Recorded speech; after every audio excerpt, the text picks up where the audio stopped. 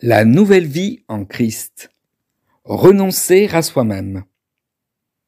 Si quelqu'un veut marcher à ma suite, qu'il renonce à lui-même, qu'il prenne sa croix et qu'il me suive.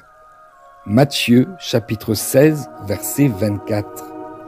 Quand nous avons répondu à l'appel de Dieu, que nous avons accepté de marcher sur les pas de Jésus, nous devons accepter de ne plus avoir les mêmes manières de penser, les mêmes manières d'agir, les mêmes manières de vivre que nous avions quand nous étions dans le monde. Nous sommes toujours dans le monde, évidemment, mais nous appartenons à Dieu.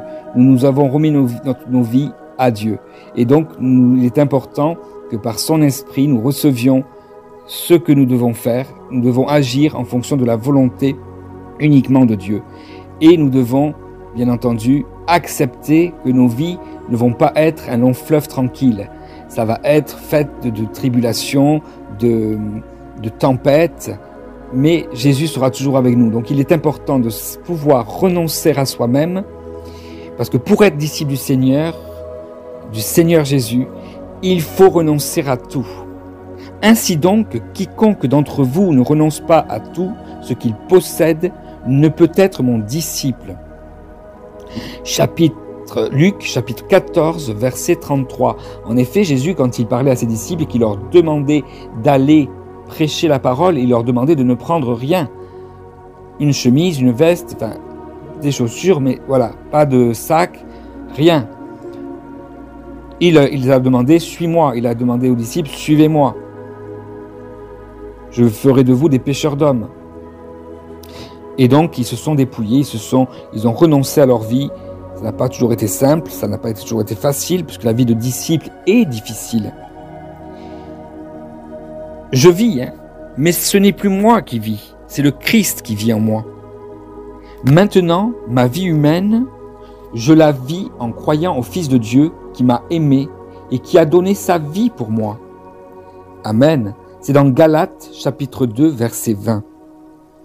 En effet, encore une fois, en ayant reçu le baptême, l'Esprit de Dieu, le baptême d'eau et d'Esprit, c'est le Christ qui vit en nous, encore une fois, et notre vie ne doit plus se faire selon la volonté, notre volonté, c'est la volonté, encore une fois, de Dieu qui prévaut, c'est celle-là. Éloigne de moi cette coupe, cependant qu'il arrive non pas ce que moi je veux, mais ce que toi tu veux. C'est dans Marc, chapitre 14, verset 36. Jésus, donc, à ce moment-là, renonce à sa propre volonté pour accomplir la volonté de son Père. Nous devons être imitateurs de Jésus, nous devons faire selon ce qu'a fait Jésus. Il a également renoncé à sa gloire pour prendre notre condition humaine. Il s'est dépouillé lui-même en prenant une forme de serviteur, en devenant semblable aux hommes. Et il apparut comme un simple homme. C'est dans Philippiens, chapitre 2, verset 7. En disant cela, non ce que je veux, mais ce que toi tu veux, Jésus nous enseigne par son propre exemple que renoncer à nous-mêmes, c'est renoncer à notre propre volonté pour accepter celle de Dieu.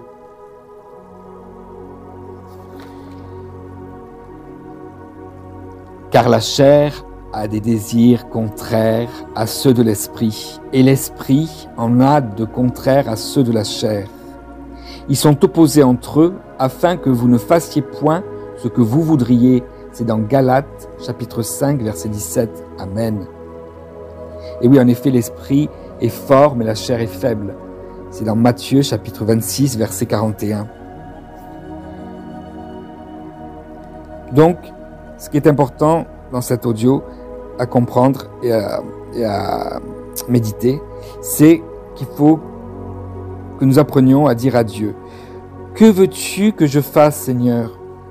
Et que nous renoncions à mettre notre volonté au-dessus de celle de Dieu.